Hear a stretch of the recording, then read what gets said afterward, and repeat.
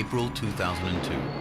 Arnold Schwarzenegger begins filming T3: Rise of the Machines, the latest installment of Terminator, one of the most successful film franchises of all time. At 55, Arnold is one of the highest paid stars in Hollywood, but his influence on the movies goes beyond the numbers. He certainly changed the face of the action hero. Each generation comes along and adds a little more to it. Smith, Wesson, and me. Nowadays, people are expecting their heroes to be bigger than life. But Arnold's also brought bigger than life to real life. We're gonna go and pump it up. Let's do some push-ups. Watch the governor doing push-ups here. Very good. You're doing very well. His place is secure as being the father of the new wave of pumpology. His face has appeared on thousands of magazines published in hundreds of languages worldwide. By sheer force of personality, he brought muscles into the mainstream. It kind of made it almost glamorous in a sense. And what's interesting is the culture then changed. And Arnold was the icon. He was the guy who went first.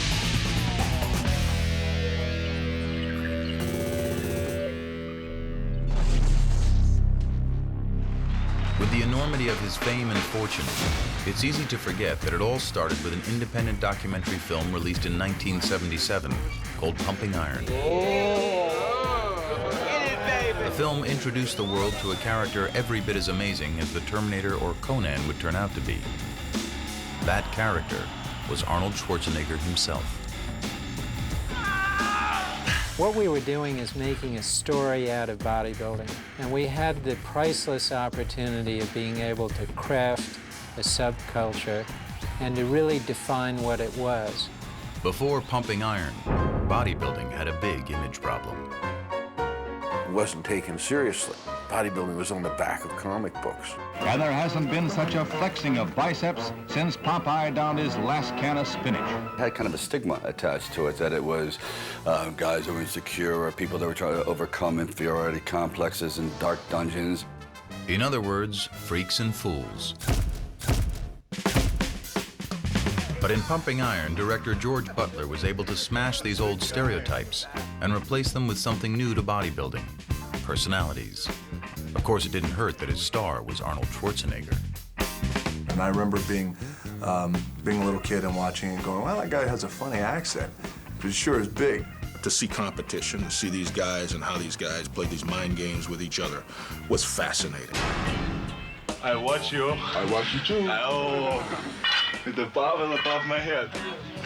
I'm not nervous at all. You certainly got a vibe of Arnold's charm, his charisma. Can you imagine the feeling I have 6 times Mr. Olympia? Before that, I think that if you had a muscular body, it was that's all you were about, is the muscle, the muscle, the muscle. But after Pumping Iron, you could have character, you could have charisma, you could be funny. If boxing had Ali, bodybuilding was going to have Arnold. He was controversial. The pump. It's as satisfying to me as having sex with a woman and coming. He was charming. How about that, huh? Can you do that? And like Ali, he was a natural-born salesman, selling not only bodybuilding, but his own persona. Do you work out every day, every other day? I would say 6 days a week. 6 days a week? With weights, and I run 3 times a week, and then do other exercises that we shouldn't talk about here in front of the people. You sly dog. I do everything. But Pumping Iron did more than legitimize bodybuilding.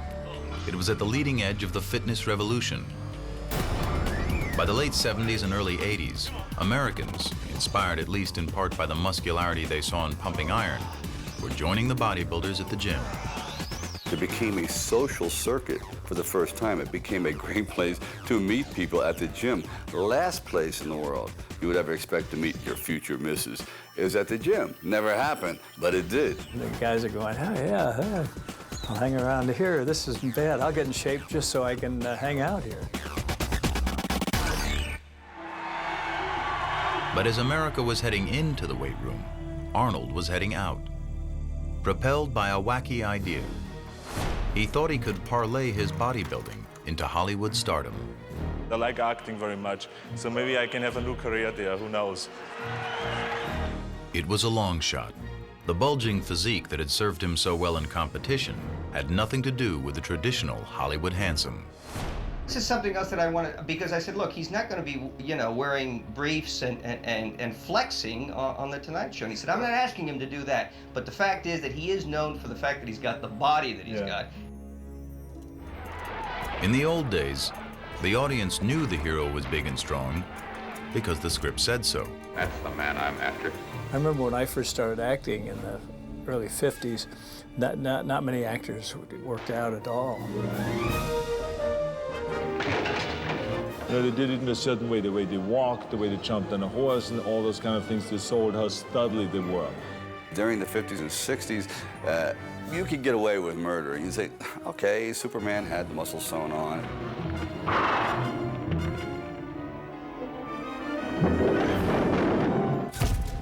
As Arnold was trying to figure out how to fit into the Hollywood mold, director John Milius was trying to figure out how he could bring the comic book Conan to life by casting a bodybuilder.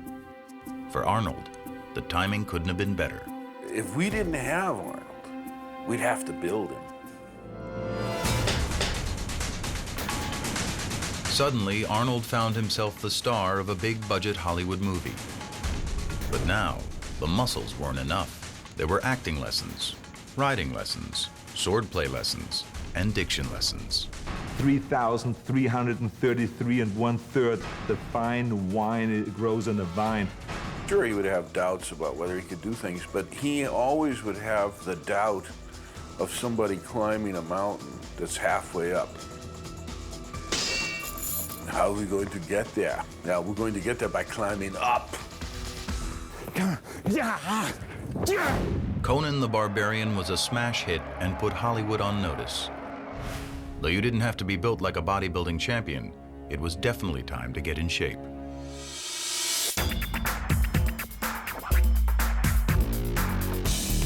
Arnold comes along, and the bar gets moved from there to there. We, the movie makers, just try to find clothes, a costume to put on this extraordinary elemental creature, this giant. I'll be back. I mean, it really kind of set a standard that said, if you're going to try to come off as something on the screen, you know, you got to have the goods, and it's not all about your stunt double. Shirts came off, and there it was. There was no hiding. There was no like holding the stomach in. It's a party. In the 80s, the studios produced a string of action movies all starring muscular heroes. Audiences, weary of the sensitive 70s, ate them up. We were like the new action heroes of that era. All of us had one thing in common. We showed the physical development. We love cheering that because we can appreciate, we in our hearts know what it takes to get that. Man wanted to go to see a movie that had tremendous action, where they could sit back and say, wow, yes, he takes care of the job, and kind of live through you in a way. I think they were movies that celebrated men. I know it certainly inspired me, because here's a guy who's kicking ass and taking names. The Predator, especially, you know, stepped to the plate and said, just bring it. And it was great, you know, especially at the end, you know, come on, kill me, I'm right here. Kill me, do it. Come on, kill me, I'm here. That's fantastic.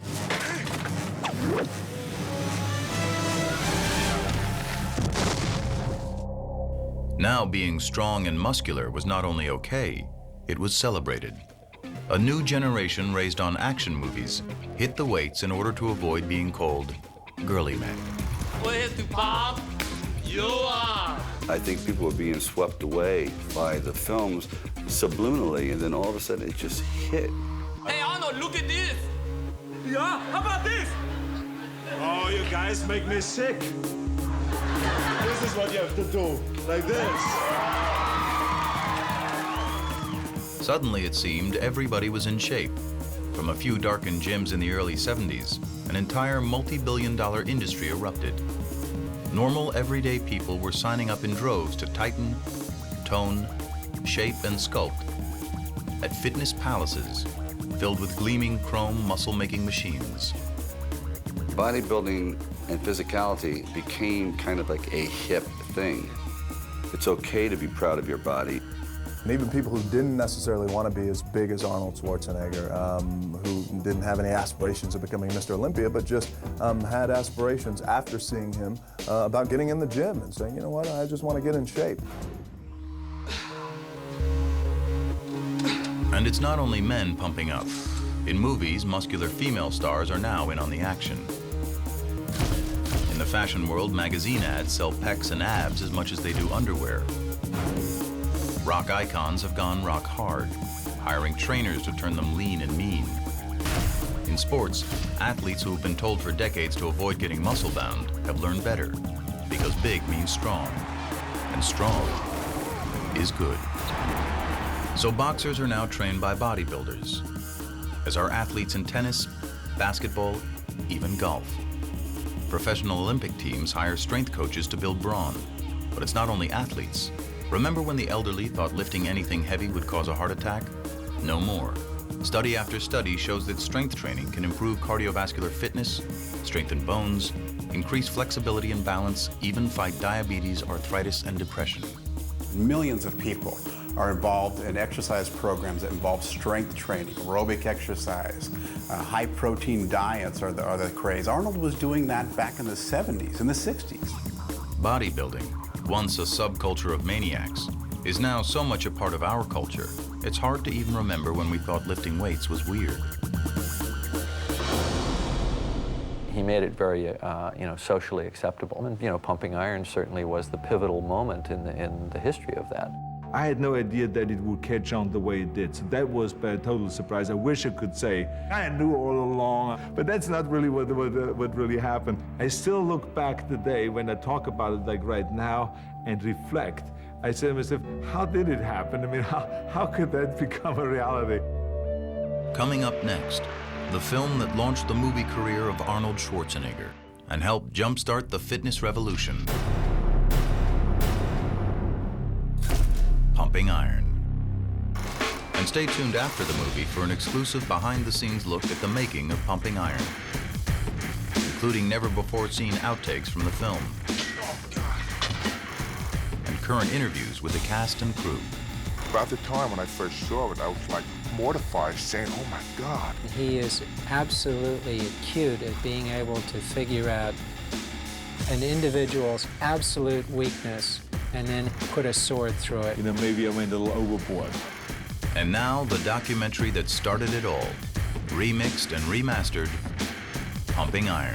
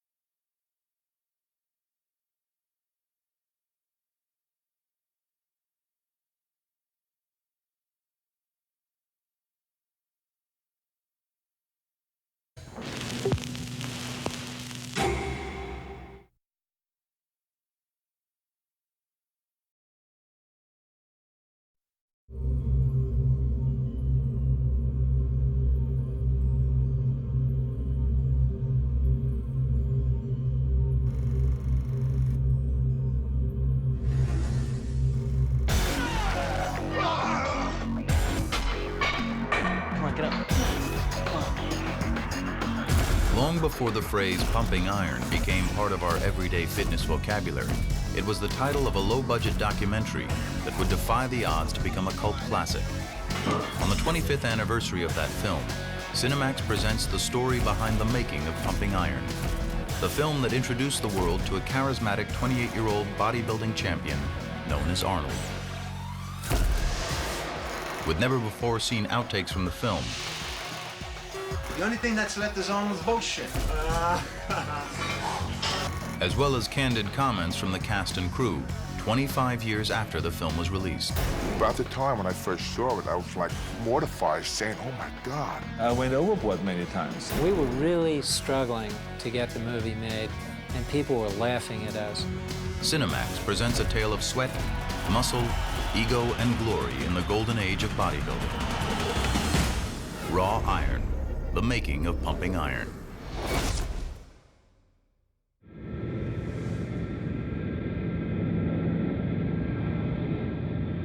February, Columbus, Ohio. Arnold Schwarzenegger is in town for the Arnold Classic, the annual bodybuilding competition he's produced since 1976. Along with Mr. Olympia, it's the premier contest in the sport.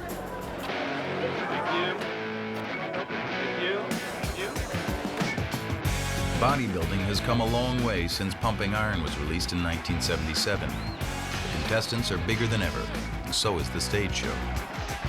The Arnold Classic is an extravaganza to rival any big-ticket rock concert. And bodybuilding's become big-ticket too. These days, more than 175,000 bodybuilders compete in 169 countries. Today, Schwarzenegger is here to hand out more than $400,000 in prizes. But he's also here to see some old friends who have gathered backstage. Many of the original bodybuilders from the Pumping Iron era. Bill Grant, Ed Corney, Mike Katz, Franco Columbu, and Lou Ferrigno. Hey, how are you? Good to see you. Terrific. There was camaraderie. We helped each other. We trained each other. We were a part of a family. Where's your son? Where's Michael? Right there. Michael, come over here. Good. Michael. How's it going? Okay, good to see you. 25 years ago, we saw in Pumping Iron, we saw the little Michael. He was 3 years old. And then he made you pose. Remember, he made you hit shots. Ooh, it's hard. Feel this muscle, how hard that is. Just everyone is so huge. What's going on here? I'm the... Still got it. 25 years. Can you believe that? Pumping Iron. It changed my whole life. Are you going to give him all the wrong advice? It's not that hard for me to give him the wrong advices. No, only the right advice. It was so much fun and enthusiasm. Great. Oh. It was incredible. Let me tell you, she said, now she's his mother talking about my mother. He's talking about pumping up. He's talking about pumping up. He's talking about psyching me out. You couldn't shut me up then. You can't shut me up now. It's always the same. Nothing has changed. Whenever I think back on the Pumping Iron days in the 1975 when we did this movie, I definitely miss it.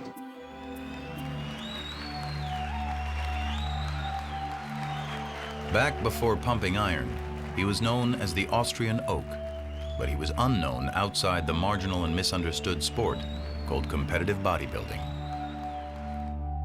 It was a tiny little world, and 300 people would come to the contest that night. They would go crazy over Arnold Schwarzenegger, so he was king of 300 people. It's just that Arnold hadn't burst out of that world yet.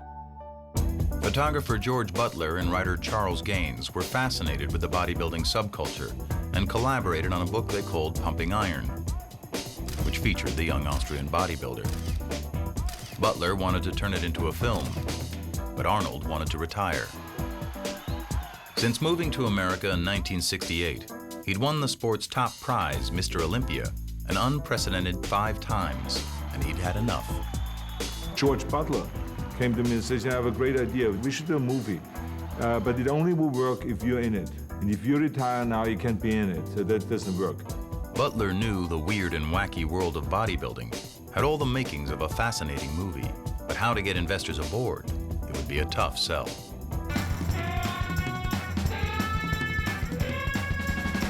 It was, after all, the 70s, the height of the counterculture revolution. The last thing on anyone's mind was muscle men.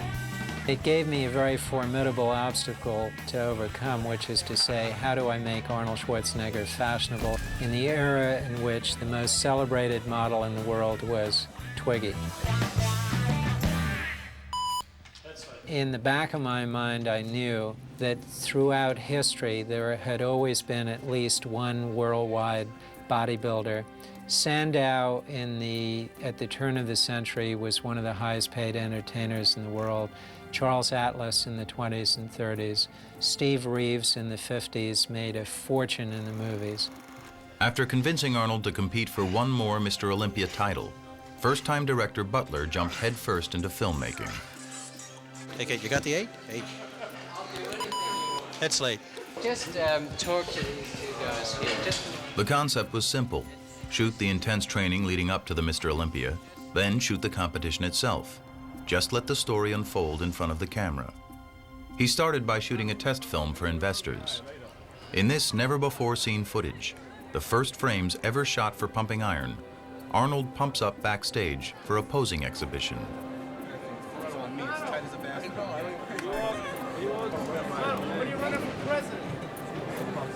When Nixon gets impeached. It's just too much pressure, you know. I mean, I'm competing now for 10 years, and after 10 years, I feel like it's enough, you know. You have to let other people have a chance, and just leave us a winner. Yeah. Suppose Louis beats you. He doesn't. There's no such thing. For years now, since 1970, I was like unbeatable. And there was no hope for anyone to come close. It just didn't exist because I knew once I have the title, there's no way anyone is going to take it. But if an Arnold win was inevitable, where was the drama? Where was the conflict? Every movie hero has to show his stuff by pushing up against an obstacle. Butler had to find it. I wanted to find a great antagonist for Arnold, and there was Louis Ferrigno in Brooklyn, New York, 6'8", 270, dark and foreboding. Muscle magazine publisher Joe Weider had already had his eye on Ferrigno. For Weider, the old story Arnold wins again was growing stale. But a Mr. Olympia showdown between Lou and Arnold, this was perfect. And exactly the kind of rivalry that sells magazines. He won the Mr. Universe contest in 1974 in Italy. Weider came back, I remember, like it was like a fresh breath of air. With a new champion on the horizon. Well, I had to stimulate them.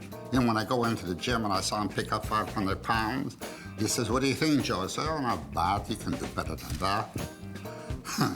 He got mad. So he will create this whole thing, and you know, and I think it was really good because the fans loved all that, and that's exactly what I played up then in the movie Pumping Iron. In this outtake from Pumping Iron, Weider and Schwarzenegger discussed the very real possibility that the champ might actually lose to the larger and hungrier Ferrigno. You were the one who saw Lou in New York just a few days ago, so how does he look? He looks very, very massive. Well, he was my idol, part of me getting into bodybuilding. Of course, when you have an idol like Arnold, you want to beat your idol to be the best. Wait till they see these dogs in Africa. Terrific. Big enough to eat. Butler had his antagonist. Since 1969, nobody has beaten me, so why should he come around now all of a sudden and break my record? I don't know, he's training real hard. He's Well, you heavy will and see. He's massive and he's built almost like you. No. What happens if you are defeated? To enhance the drama, the filmmakers had to pump up the conflict. This is for the big baby, Louis. This is where documentary filmmaking is so effective, because you can do something with real people that a novelist just couldn't imagine. You create dialogue and hostility towards one another in order to make the movie more interesting. If it is just a sport, that you can see for 10 minutes and then you have seen it all. But if you see the personalities and you can follow them. A showdown was set. The Golden King versus the Dark Prince. Well, I was a bit of an outsider at that time in that world because I was the only one back training in Brooklyn. Brooklyn versus Venice, California, a bizarre beach town, a refuge for artists and hippies, weirdos and wackos. In its own strange way, bodybuilding fit right in. If the sport had an epicenter, it was a legendary Gold's Gym. which is where the filmmakers began shooting. Come on, Franco. What is this bullshit? Yeah. No, side chest, not front chest, Franco, side. Yeah, these things change a little bit when we go to the side. Hey, look, Franco, what you have to do is when I say side chest, then hit the side chest and then it come out. And if you don't have it, don't hit it. No, don't hit it. Don't hit it. We had camaraderie that was incredible. We'd train together. We'd go to the Gold's Gym at 10 o'clock in the morning. That's where everybody would meet. And I mean, the energy that came out of that little gym, it was only about 5,000 square feet. It could probably light up the city of Los Angeles. It's the mecca of bodybuilding. When I got out of here, there was only this little bitty gym sitting out here close to the beach. I mean, it wasn't much bigger than the YMCA where I'm from. It was like a house. And it was only basic weight. That's the only place we knew. That was home to us. The public at that point didn't accept what we were doing. They didn't understand what we were doing. That was one of the joys of doing Pumping Iron, that people could really see that we just weren't big, huge people with muscles. We were all kind of tied together like this. We worked out together, we ate together, we were partying together. Rent was cheap.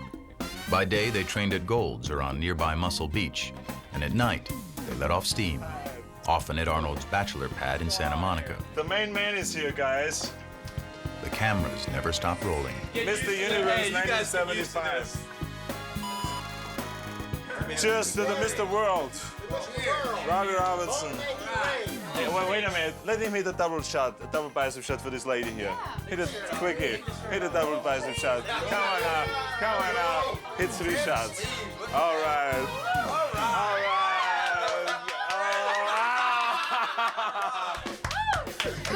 Okay, where's the champagne? Okay, the era from like 1970 to 1980 was probably the most fun I ever had in my life. So we had this unformed subject, and everyone was very eager to make something out of it. These fellows that did the film, Butler and Gaines, they had become part of our family. We trusted them. Day after day, shooting scene after scene, Butler and co-director Robert Fiore were looking for their movie, material that would make the cut. They found that even watching this huge crowd order their huge lunch turned into an event. We went to a restaurant where all the ordinary people were sitting, which we called the ordinary folks. And we were sitting there on the table and people were just looking over kind of like, who are these guys? Oh my God. Big steak, scrambled eggs. 6 eggs over each. The big steak, and I want a tuna omelet. And a tuna omelet? Yeah.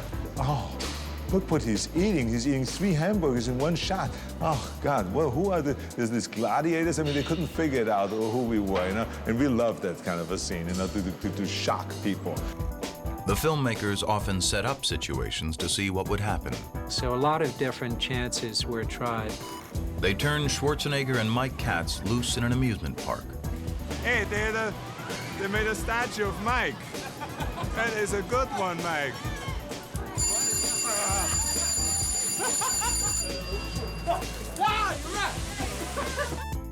They filmed Arnold with his acupuncturist. What does it mean? We're stimulating a muscle. Okay, good night. Watched him get a haircut. Ask Arnold what sort of clothing he competes. What kind of clothing do you wear in competition? Little tiny posing trunks. Do you have to talk at all? No. Except if you're the winner. So I talk a lot.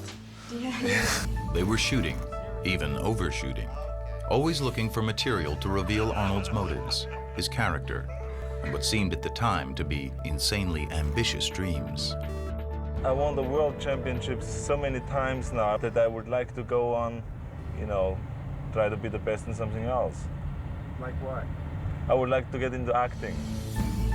So there was a tremendous struggle to make this movie really work and to make it really interesting, not only for the bodybuilding crowd, but for the general population.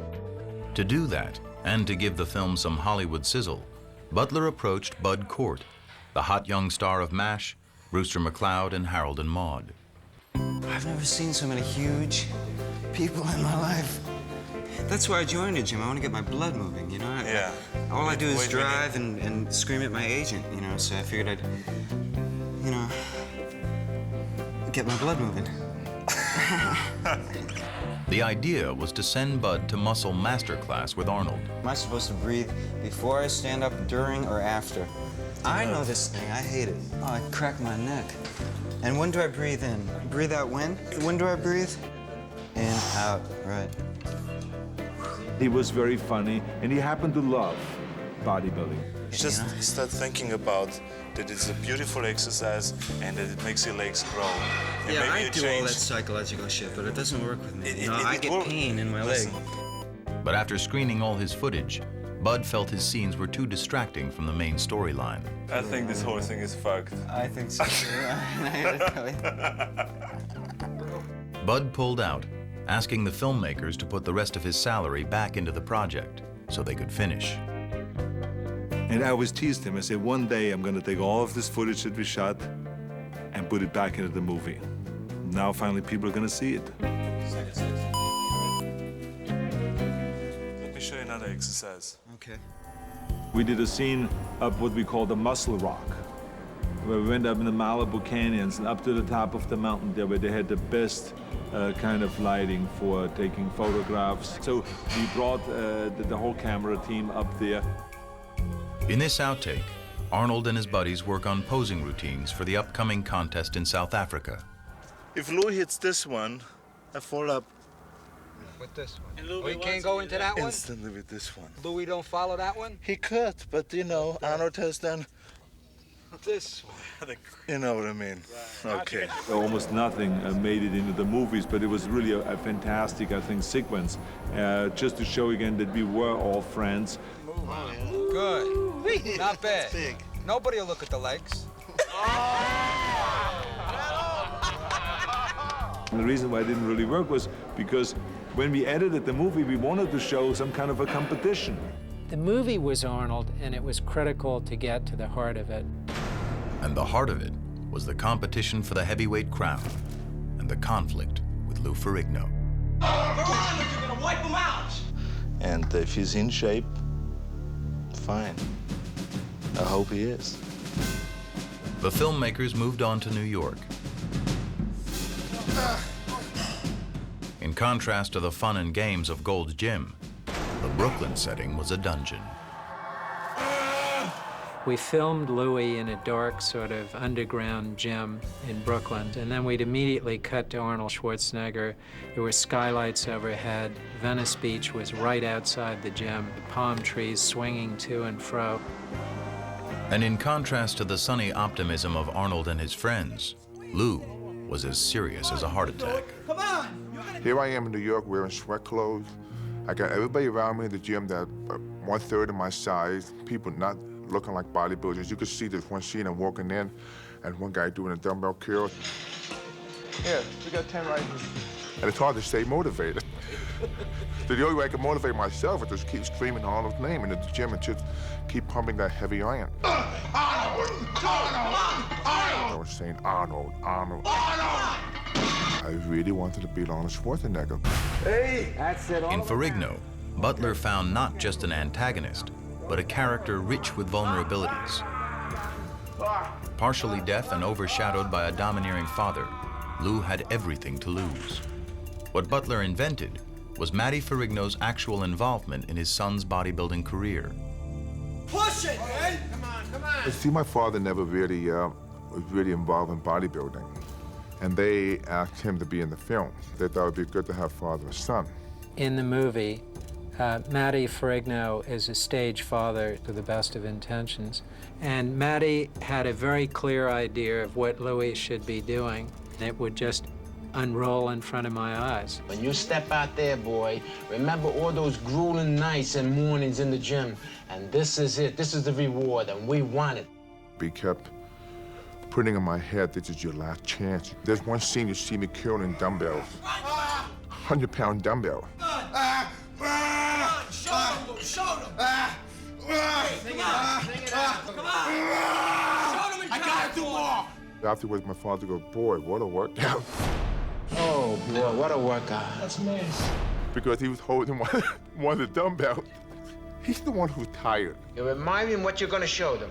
And then you go, boom, like you're saying, take a look at this hunk of man. Something like that, okay? You try it now. And he did the best he could. The fact, because at the time I had a speech problem and everything, I was not able to conduct myself in interviews. He tried to be my voice. The unfolding relationship between father and son added an unexpected layer of tension and emotional richness to the film. As Matty demonized Arnold, he wore his son down. There's only one thing in mind, and that's to beat that German. We gotta beat Arnold. He's been up there too long. You waited 9 years for this shot, right? Be careful, he's gonna try every trick. If he sees you look a little better, he's gonna try and do something. He's gonna try to make you look bad out there. Watch every move he makes. Try not to engage in conversation with him. And most of the time I really wanted to say, let me speak for myself. Let me be who I am, please. You know, this is not how I want to conduct myself. This is not how I want to be in the film. Look out. That's right. That's it. No. Down here, Louis. I was not really me. I was beaten down.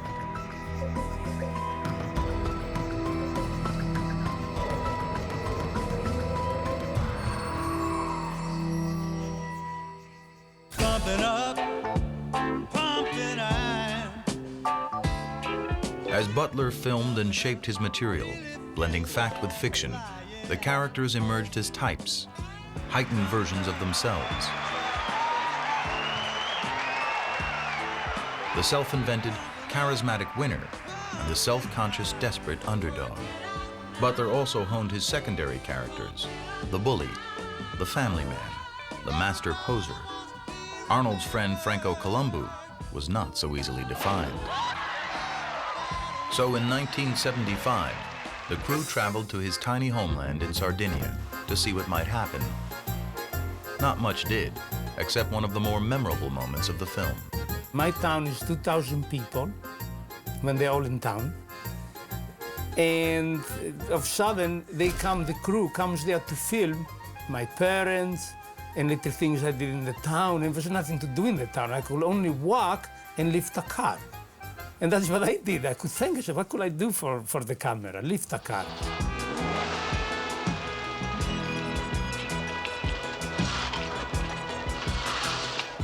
My father was watching.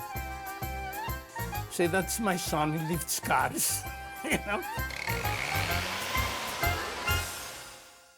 Another memorable moment was the infamous T-shirt incident, when Ken Waller, in an attempt to fluster his opponent Mike Katz, hides his T-shirt. You see a blue T-shirt around? In reality, the filmmakers made it more than it was.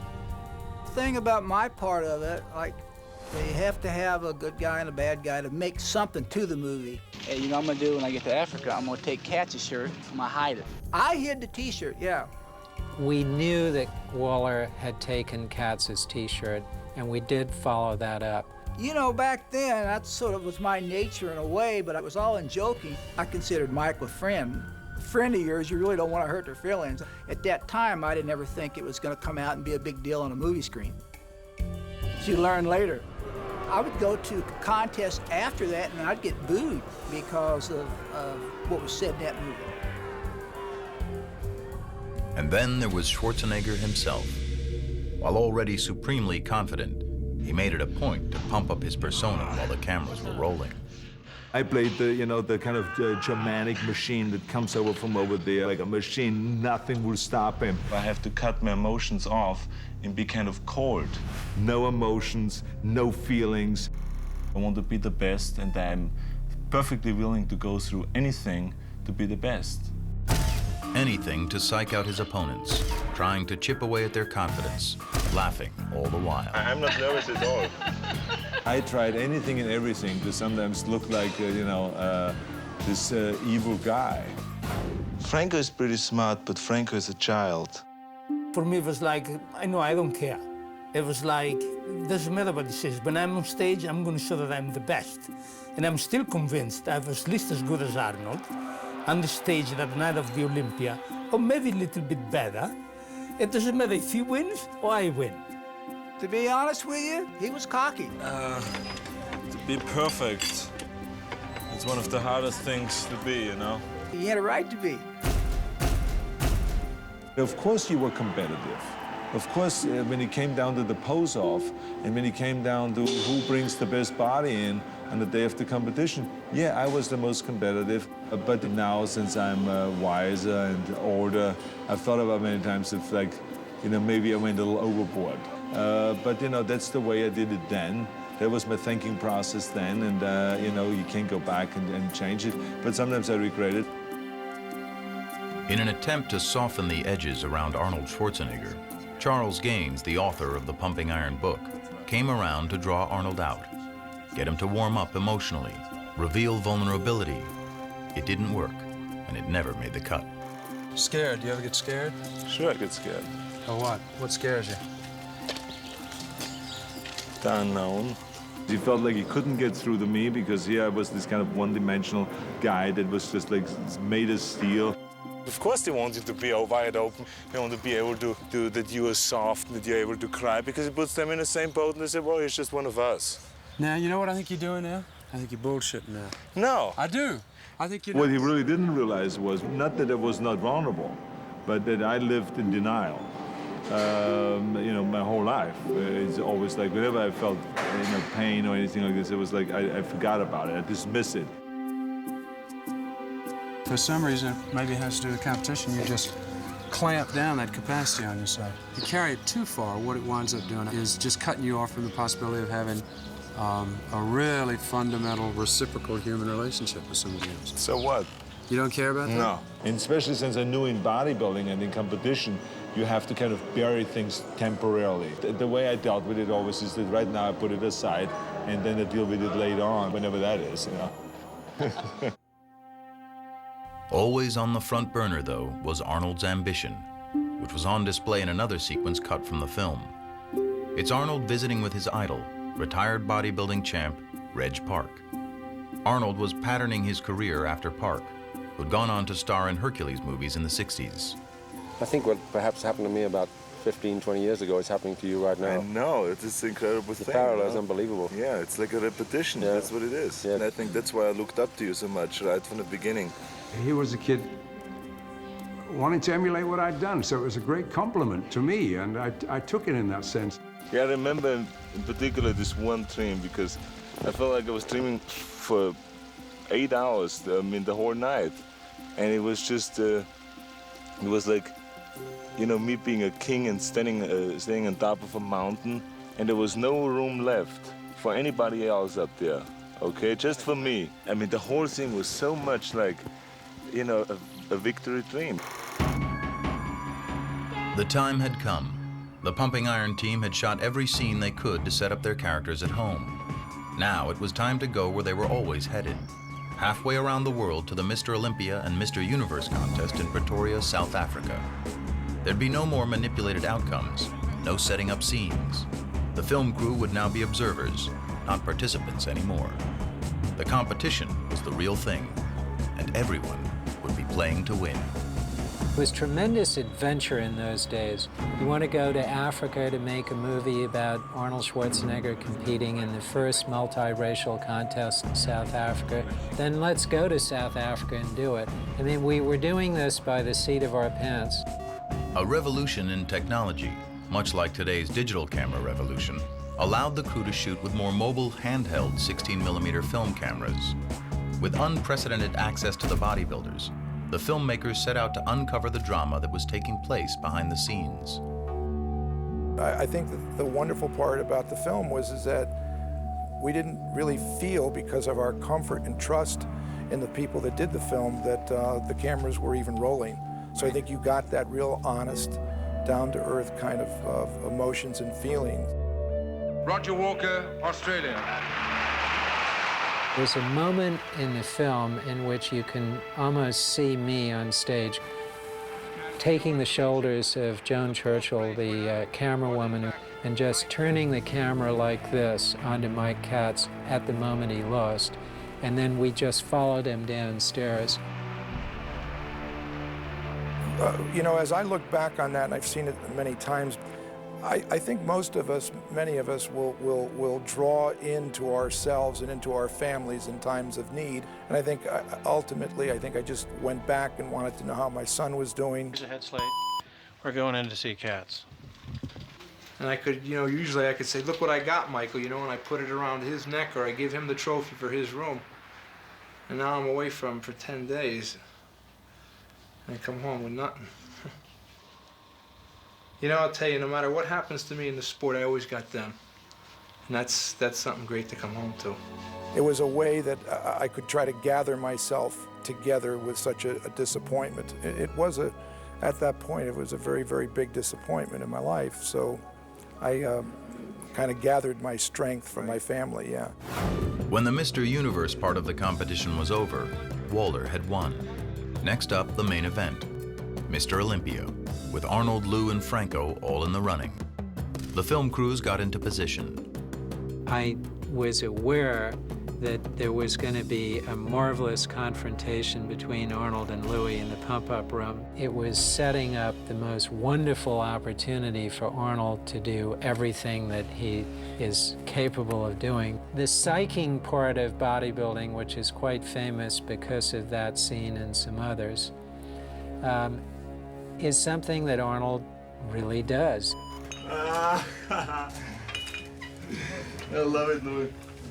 Don't you just keep me entertained in the serious moments?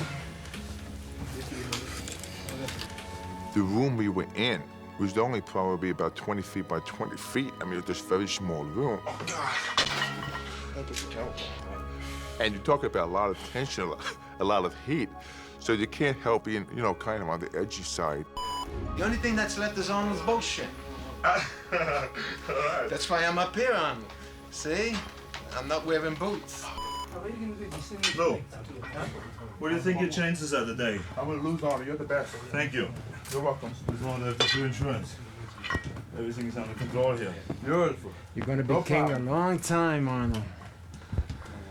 You're gonna be king a long time. Thank you. More than 25 years later, Ferrigno recalls his feelings that night. I came out in the prejudging. I realized that I was not going to come second. There's a chance I'm going to come third. And I'm looking at the audience, I can see my father's face. I was just, oh my God. It's like, because he was more disappointed than I was. Third place, Lou Ferrigno. I tell you something, what that boy of yours has done in a year, it's fantastic. We try, but you Did a keep good job. going. Don't kid yourself. Very wonderful job. we'll say. Wonderful Did a good job. Wonderful job. I knew that Arnold was going to retire. And I would like to announce officially that I'm retiring from bodybuilding competition. That was my chance. But you know, history is history. Being in South Africa, what I really wanted more than anything was not really being Mr. Olympia, was being out in the open and having a good time like Arnold. That's what I want more than anything. That was more impressive to me. Who wanted to be in South Africa, come second, come third, to be 10th? You were down there having fun, schmoozing with people, shaking hands. That's what I'm doing now because it's taken me many years to see that. But that was my envision. When I saw that, that's the direction I wanted to go. For me to change that, I had to work on myself. The film was in the can, but now there was more than 100 hours of it to be cut down and crafted into a movie. Unfortunately, Butler was broke, having maxed out on his credit cards. After I got back from Africa, I got a call every single day of the week from American Express because I'd succeeded in running up a $35,000 bill, and I had become their most important client. I was rather impressed with myself. Out of desperation in 1976, they concocted an outlandish scheme. They put on a bodybuilding show at the prestigious Whitney Museum of American Art in New York City to try and attract potential backers. We invited Candy Bergen to photograph Arnold. The Whitney thought we might get 300 people, and someone said, you know, there's a pretty big crowd outside. I know, isn't it? You seen this crowd out there? No, I haven't looked out there. It's big. And I went down and looked, and there were 5,000 people outside trying to get in. Nobody's gonna go in until we get a line here. Inside the museum, Arnold, Frank Zane, and Ed Corney were rotated on a turntable in front of the New York City art crowd. It was very sort of a high concept idea. It was a risky scheme, and it was a long, long way from Venice Beach. Moderated by New York Times critic Vicki Goldberg, the event brought together some of the most prominent art historians in the world. to watch bodybuilding. We're talking about a subject which is fascinating and quite present before our eyes a lot of the time. That is to say, the representation of the muscular body in art. The next bodybuilder who's coming out doesn't need an introduction to a lot of you, but he does to a lot more of you. As I said before, he's the greatest bodybuilder in the history of the sport, Arnold Schwarzenegger.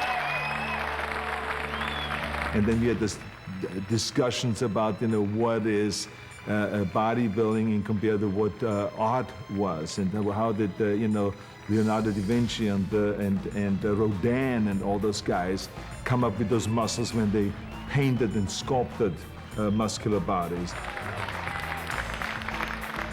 The Whitney couldn't control the event because there were too many people there, so that instead of taking the money and putting it in a cash register, they had to throw the money into a pile on the floor. Hey, move down, 2 lines, okay? There was a 6-foot-high pile of $5 bills, and at the end of the day, the movie was financed, and the rest is history.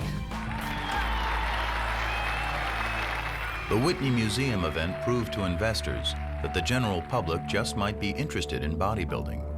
Now, it was time to present pumping iron to the world. Pumping up. On January 18th, 1977, Pumping Iron premiered at New York's Plaza Theater. Feels like flying. Arnold and his friends were now the toast of New York City. Audiences loved the film, and critics gave it rave reviews. Pumping up, pumping up. But for the bodybuilders, it was a surreal experience seeing their private world revealed on the big screen.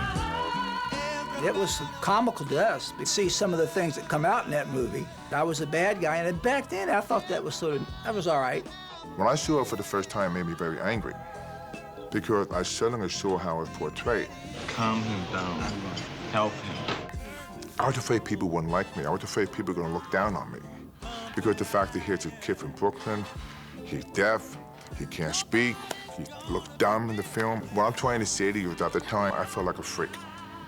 But it wasn't like that. I didn't realize that within time, everyone embraced me. People come up and say, God, I love you in Pumping Iron, I love you in Arnold. All right, Nothing to say, I just want to eat my cake. pumping up. It was so incredible to see the film on the big screen. And at the end of the film, when we were sitting in the bus going back and Arnold was joking with Lou, it was almost like breathing out, saying, now we can relax. In a way, it was naive. It was a wonderful opportunity to just hang out together, train together, and be really part of a family that continues to be close and friendly to this day. We all stuck together and had fun doing it. There was a certain kind of a unity there and a certain kind of a camaraderie that was unlike anything else. And that's why when you look at it today, there's nothing else like Pumping Iron. Here we are 25 years later celebrating it, so we must have done something right.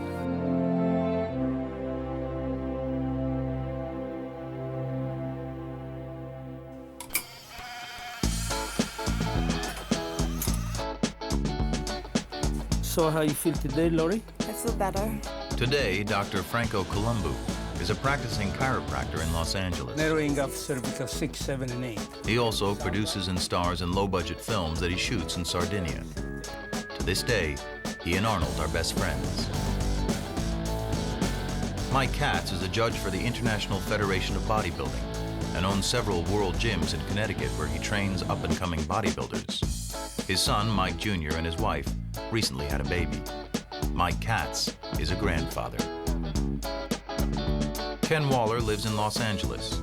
He has seen Gold's, the tiny seaside gym he once managed, evolve into a worldwide enterprise. What you doing, big guy? You show up. His focus now is on raising his son. Let's go talk about winning that medal, huh? As a sales manager at Extreme Activewear, the company that prints Gold's merchandise, he now has all the t-shirts he can get his hands on. Joe Weider and his brother Ben continued promoting bodybuilding through their publishing empire and through the IFBB. What was once a subculture is now a multi-million-dollar business. Ed Corney works in the fitness industry. He has had some health problems recently, but promises that even from a wheelchair, he can still outpose anyone from the old days. George Butler went on to direct Pumping Iron 2, The Women. He recently directed 2 documentaries on the life of Antarctic explorer Ernest Shackleton. The films have earned rave reviews. Lou Ferrigno went on to a career in film and television, most notably starring as the Incredible Hulk. He's also a trainer to Hollywood stars and one of the most famous names in the health and fitness industry. I'm still waiting to eat my cake. Remember that line? Matty Ferrigno retired to Florida and says he's very proud of his son. As for Arnold Schwarzenegger, he went on to make a few bucks in the movie business.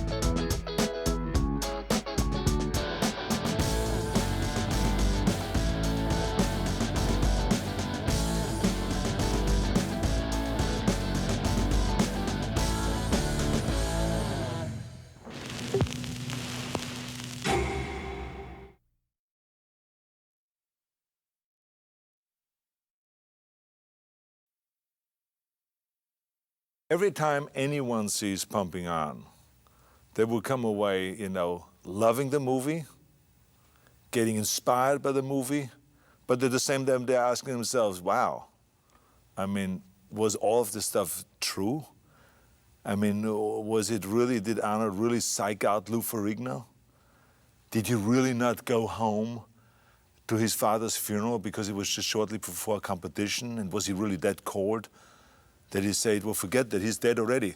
I'm not going to bother with that. I'm going to just focus in on my competition. Is that true? I saw him hanging there afterwards, a celebration party after the Mr. Olympia, smoking a joint. Did he really smoke a joint? And did he, in fact, inhale? Is that true? Was it true that they stole Mike Katz's T-shirt? Was really the psyching out that he was doing on Lou Ferrigno, was that true? So they're walking out with a lot of questions. And so when I go around the country and promote the movie, for instance, even the 25th anniversary, when the film started playing on HBO, on Cinemax, a lot of journalists called me and says, oh, I just saw this for the first time, and asked me about all those questions. So I think it's important to clarify that there's certain things in this movie that were true, like the competition, the outcome of the competition, the training, the severity of the training, the severity of the pain, the sacrifices that needed to be made, the amount of hours we spent in the gym, the food supplements we had to take, the food that we had to eat all the time, the pounds of meat and all those kind of things. All of that is true. But there were certain things that are not true. And that's why we never call it a documentary, we call it always a docudrama, because certain things were created in order to make it more interesting. Because it was very clear to us that the only way we could raise the money for the movie, for our Pumping Iron, was by making it more dramatic. All the investors always said, look, the training is terrific, what they are doing is terrific and all this, but how much can we look at this footage of them doing squats and chin-ups and sit-ups and all this? It's boring. Even though exciting to them, but it's boring to us to watch. So therefore, let's create some drama, some conflict. Let's create a villain. Let's create a hero. Let's create the guy that has the psychological power over people. Let's create the guy, the guys that fall for it and they wipe out because of it. Let's have guys pulling tricks on each other in the gym when they're training, when they're 500 pounds on the back. What can they do to each other? Those are the kind of things I like to see. This is what the investors said. So we started creating those kind of moments as we went along. And we had 100 hours of footage that we created during the whole shooting of Pumping Iron, and then edited it down to around 85 or 90 minutes. And so there we could take things in such a way that makes it then appear like I was psyching him out. I watch you. I watch you too. Oh, the barbell above my head. I adapted as time went on, and I saw that Lou Ferrigno could not be what was in the original intention, to make him the villain, the big guy that weighs 280 pounds, that trains secretly in a dark room in New York and works himself up to this machine, to this Hulk, and then comes to South Africa and beats the little Schwarzenegger, wipes him off the stage. That really didn't happen. They thought it would happen, or that it could happen.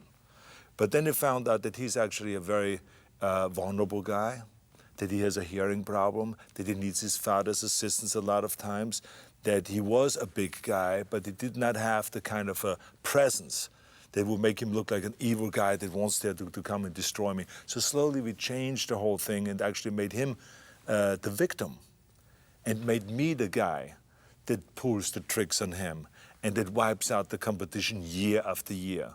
And the more I got into that, the more I started playing that machine.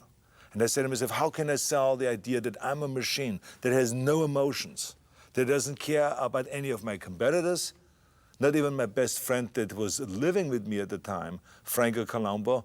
I could care less about him. He, as I said in the movie, is just a child. And on the day of the competition, I will become his father. I say though, that was, the reality was I loved Franco and I helped him as much. Even if it meant that he would win the competition, I would help him all the way.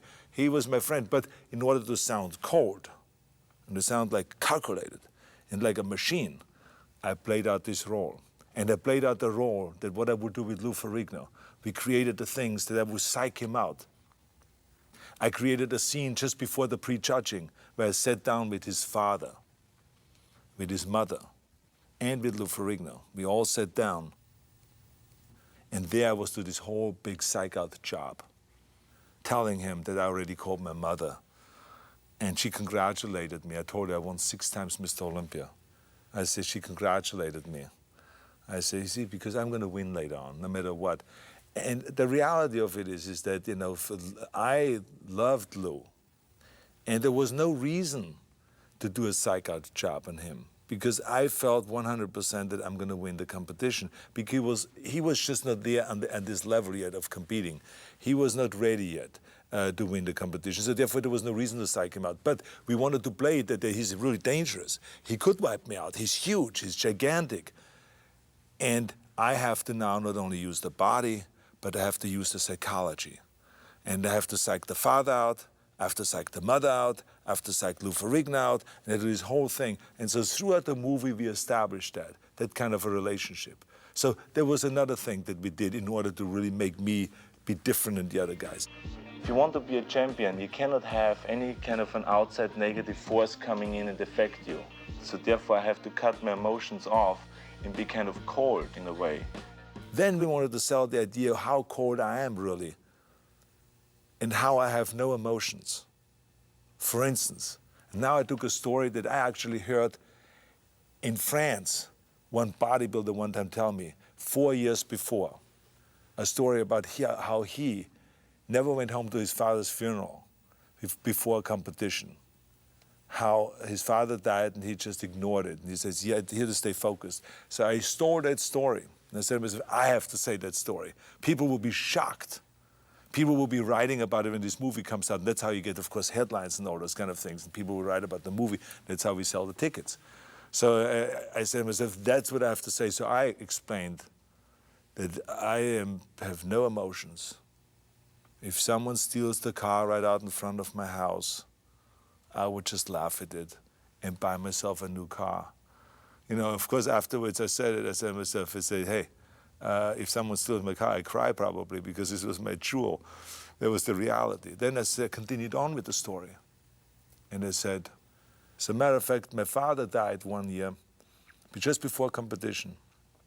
And my mother called me and I said, are you going to come home to the funeral? And I said to her, why? He's dead already. So I acted really totally cold, and people, it really worked. People were shocked about this. Some of them were appalled by this. And so, of course, since then, I've been getting those questions. Is this true? Is this not true? I mean, did your father really happen? The reality of it is that it never happened. My father never died before any competition.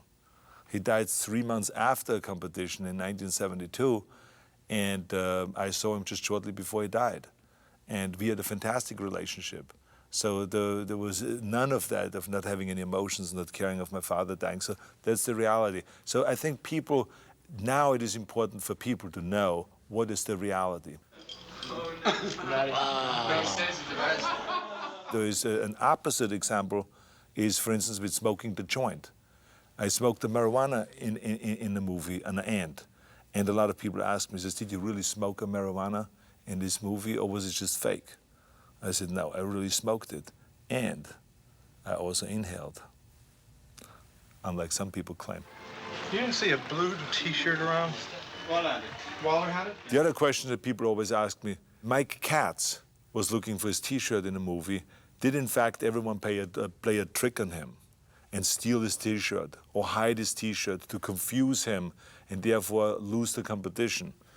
The reality of it is that he did look for the T-shirt at one point just because he's misplaced it, but no one was hiding it. But after we saw this footage, we went out and shot additional footage to create a scene where a bunch of bodybuilders get together, throw the football, have fun, and then Ken Waller says, you know what I'm going to do to Mike Katz?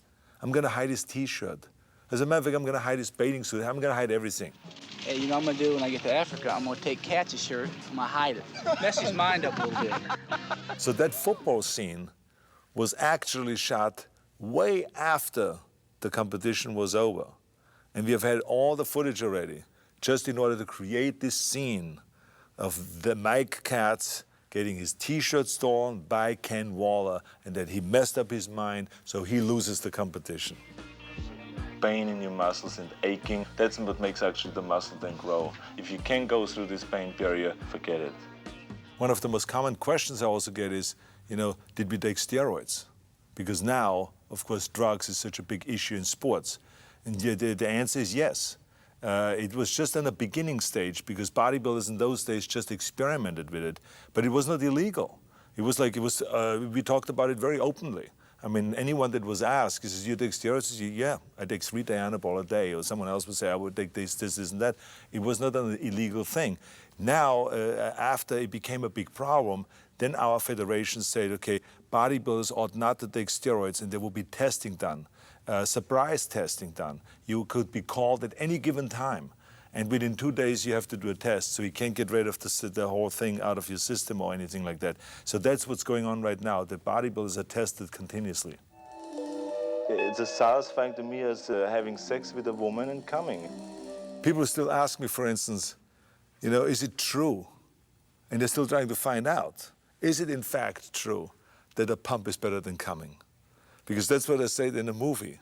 And the reality, of course, is no, it has nothing to do with one and the other. It feels great to be a champion. It feels great to train. It feels great to pump up and all those things. But how can you compare one with the other? It's 2 different things. You better get both, the pump and the coming. But I mean, the reality is I made up a lot of this stuff because I felt like that's the way you get attention.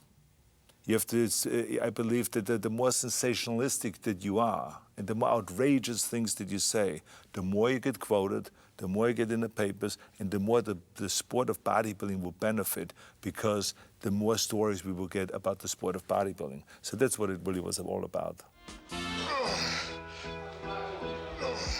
We couldn't have made this movie about Arnold Schwarzenegger, about my life or something like that, about my bodybuilding or my drive to win or all this stuff. That would have been boring and it wouldn't have done well. What made this movie successful is because we had so many bodybuilders in the movie that were very colorful. I mean, Lou Ferrigno had a specific part in this movie and it worked so well. People loved this character.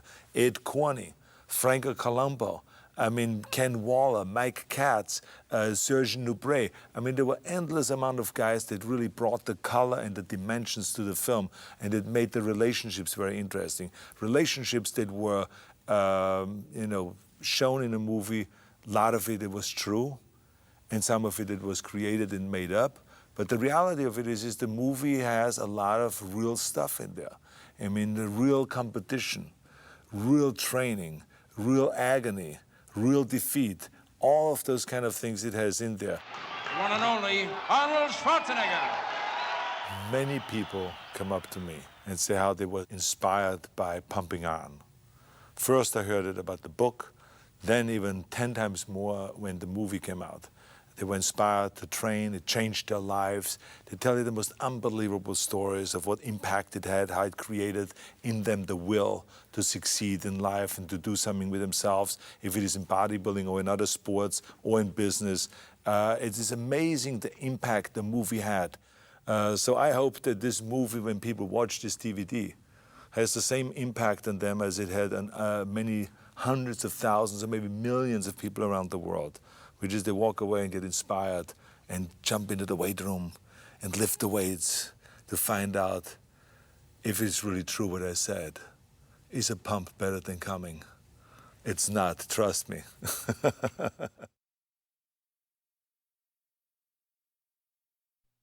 Cinemax Final Cut presents an exclusive interview with Arnold Schwarzenegger, star of the classic documentary Pumping Iron. I remember that George Butler came to me in 1974 and said, I want to do a documentary about bodybuilding. I said, well, it's going to be without me because I'm retired. And then he said, well, I absolutely need you to stay in competition and to compete one more year in order for us to make this documentary. So I competed one more year. One and only Arnold Schwarzenegger. Well, I'm very happy that I did because the movie became, you know, a huge hit. Pumping Iron became a classic. Well, I feel somewhat emotional about this 25th anniversary of Pumping Iron. When I saw some of the old stuff, it brought back such great memories of what a great time we had in the 70s, training for the World Championships, the camaraderie that existed at that time. But at the same time, it amazed me of what I was willing to do. Training 5 hours a day, lifting 50 tons of weights, burning 10,000 calories, and doing anything that it takes to win. The people going to see when they see Pumping Iron is basically, it's a historic kind of a classic movie because it really captures a time when bodybuilding was just coming out of the closet, so to speak, or the basement, and became a huge sport. You're going to see, you know, what it takes for people, what kind of training people are willing to go through. For more weight. Let's go. I want to beat him. The pounds and pounds of weights, the tons of weights they're willing to lift every day to become the most muscular man. Anyone and everyone will get something out of this film because it's a film that is really fascinating and it is about people rather than just about a sport. It's about people. Don't miss Arnold Schwarzenegger in the 25th anniversary special edition of Pumping Iron.